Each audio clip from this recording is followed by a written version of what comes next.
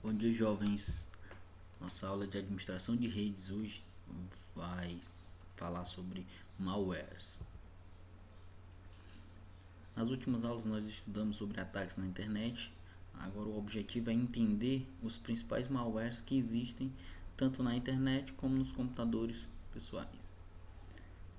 Malware é o termo dado a qualquer tipo de software malicioso que vai causar algum tipo de dano na máquina ou até mesmo seu usuário.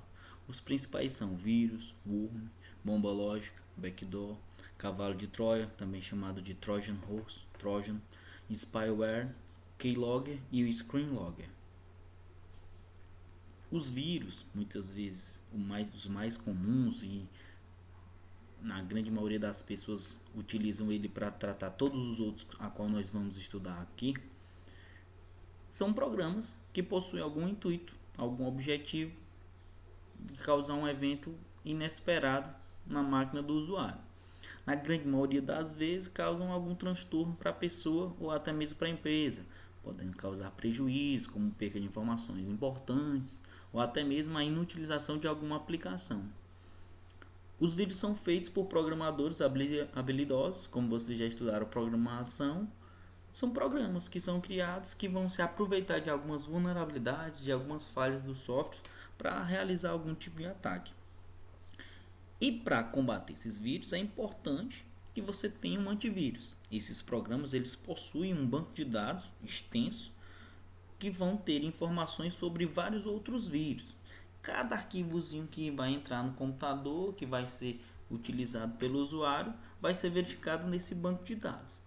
Caso aconteça de alguma similaridade, alguma característica que possa parecer com o vírus, o antivírus vai detectar este possível arquivo como um possível vírus, fazendo assim a detecção do vírus, e aí ele pode mover para quarentena ou ele pode mesmo até eliminar o vírus. Outro malware que é muito conhecido, o worm, né? Que vem aí do inglês, que significa verme. Ele é muito semelhante ao vírus, muitas vezes se confundido com ele, com um agravante. Ele tem um poder de autoduplicação, então que torna a disseminação dele extensa, né? Levando em consideração que nós estamos vivendo atualmente, né? O worm seria como se fosse o coronavírus aí, né? Então a gente tem que tomar muito cuidado com esse tipo de malware. E dos problemas dele é que ele não precisa de ajuda, diferentemente do vírus que precisa que o usuário execute alguma ação.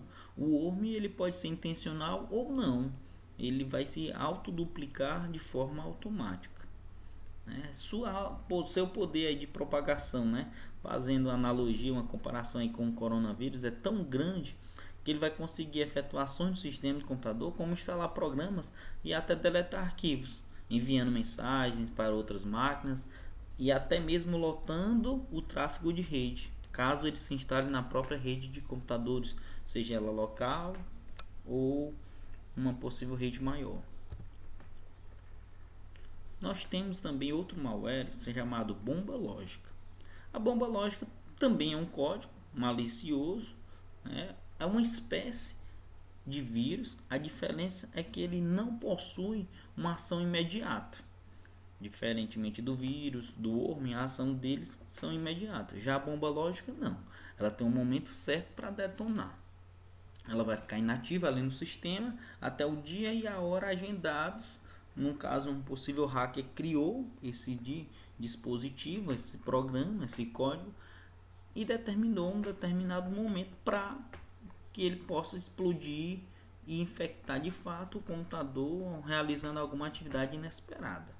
E ele também pode ser ativado mediante alguma ação do usuário, como instalação de um determinado programa ou até mesmo a deleção de um arquivo.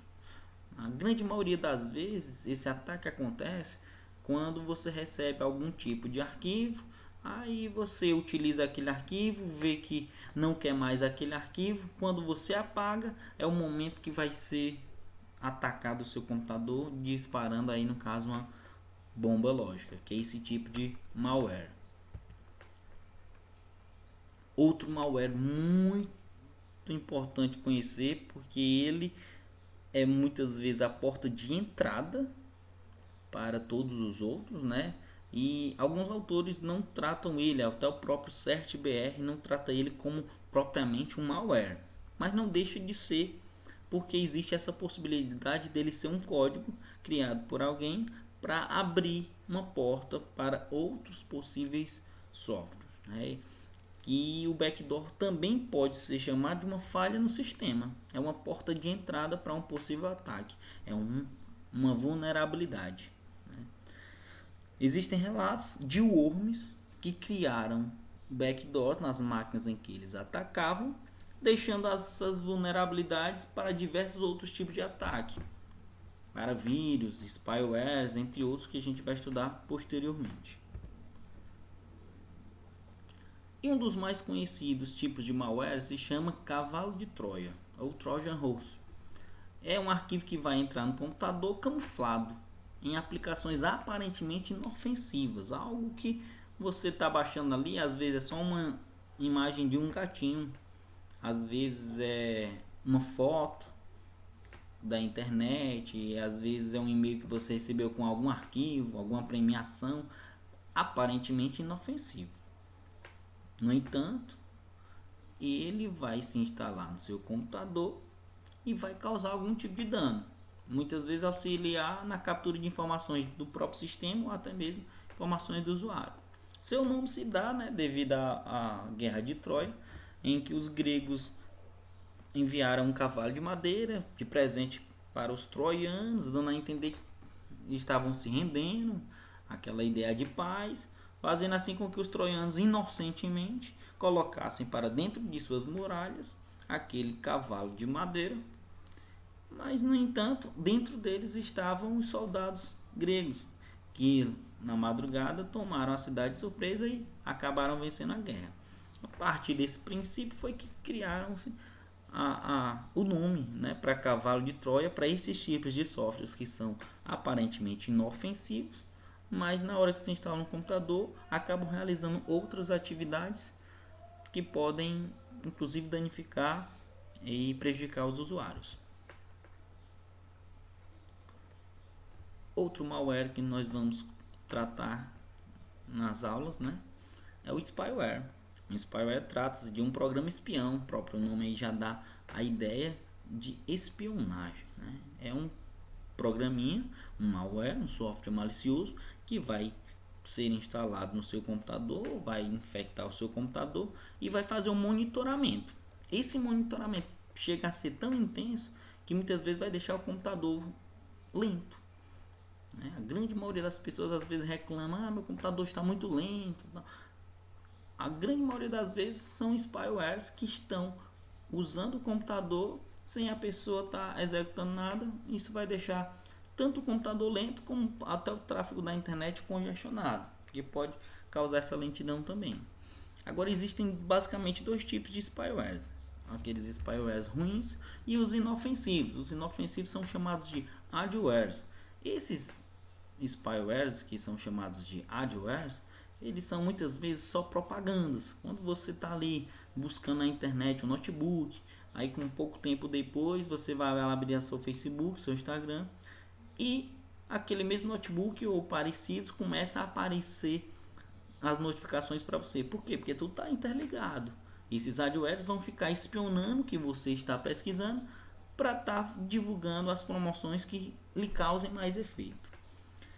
Já os spywares ruins, eles vão de fato procurar informações importantes que possam levar para os seus respectivos criadores e que eles possam utilizar suas informações para fins ruins, né? Como ele não é um vírus, ele não é detectado pelo antivírus tradicional, a não ser que seu antivírus também seja um anti-spyware, que é o programa específico para este fim. Para finalizar os principais malwares, nós temos os keyloggers e os screenloggers. Os keyloggers são dispositivos, na verdade são programas, né? São os códigos que são criados para monitorar, capturar e armazenar todo que é digitado através do teclado. Resumindo, tudo que você digitar vai ser capturado e vai ser enviado para o cracker que criou aquele programinha. A partir disso, os bancos, principalmente os bancos, criaram os teclados virtuais, em que as pessoas não vão digitar suas senhas, vão clicar e através da tela eles conseguem digitar a senha, sem precisar usar o teclado, se prevenindo contra os keyloggers. E os crackers criaram os screenloggers, que fazem as prints das telas, captura das telas, descobrindo assim as senhas, inclusive de teclados virtuais. Bons estudos para vocês, espero que vocês tenham compreendido aí os principais malwares que existem no mercado. Ao longo das próximas aulas a gente vai estudar outros também.